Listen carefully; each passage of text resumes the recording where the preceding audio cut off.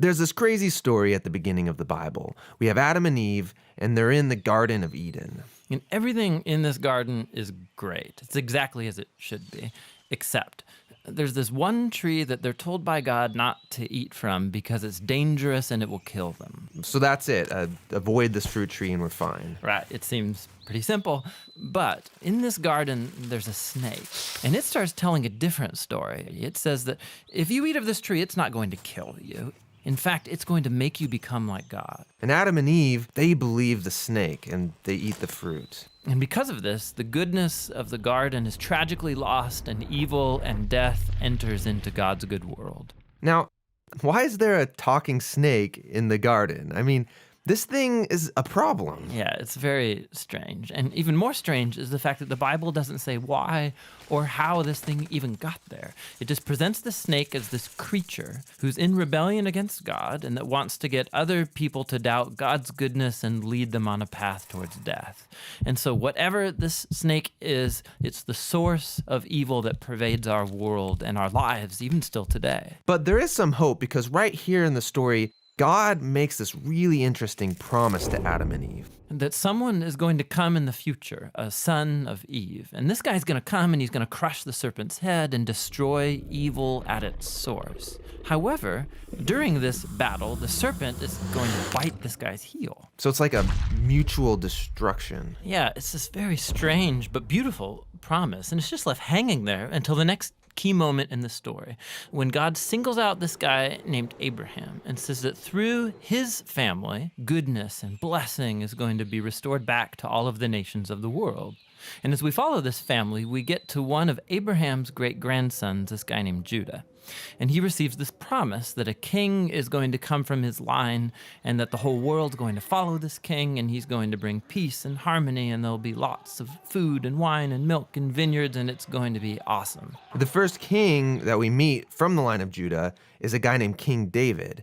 And he's a hero. Maybe he is the snake crusher. But it turns out that David is infected with the same evil as the rest of humanity. He never crushes the snake, just the opposite.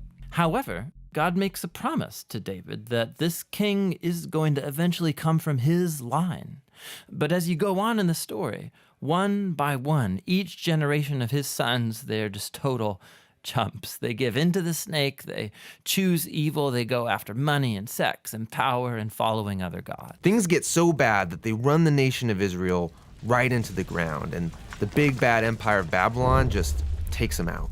And so now there are no more kings to even fulfill this promise. So it seems like the whole plan is lost. But during these dark days, there's this crazy group of guys called prophets, and they just kept talking about this coming king and reminding us of the promise that he'll come, he'll defeat evil, he'll restore the garden. Now, one specific prophet, Isaiah, he tells us more about why this king is bitten. Isaiah says that the promised king receives this wound because of humanity's evil, and then it kills him. But then all of a sudden he comes back, and Isaiah says it's because he suffered this wound that he can now become a source of healing to other people.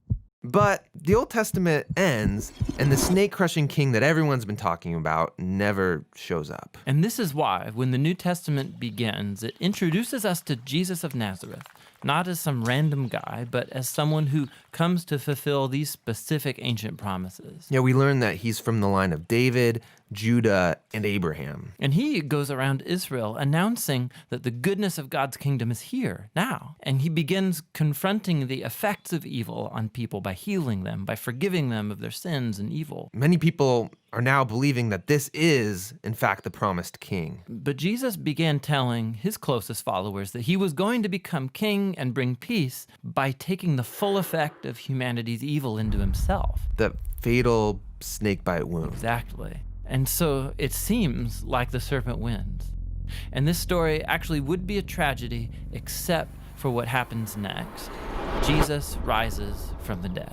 And now Jesus has the power over evil and death for himself. And so the rest of the New Testament is then making this claim that Jesus' power over evil and death has now become available to us to begin confronting the effects of evil in our lives. But even still, death and evil are a real problem in our world all around us. And so the story of the Bible ends by describing this future day when Jesus comes back and he finishes the job. He destroys the snake once and for all, and he restores the goodness of the garden here on earth.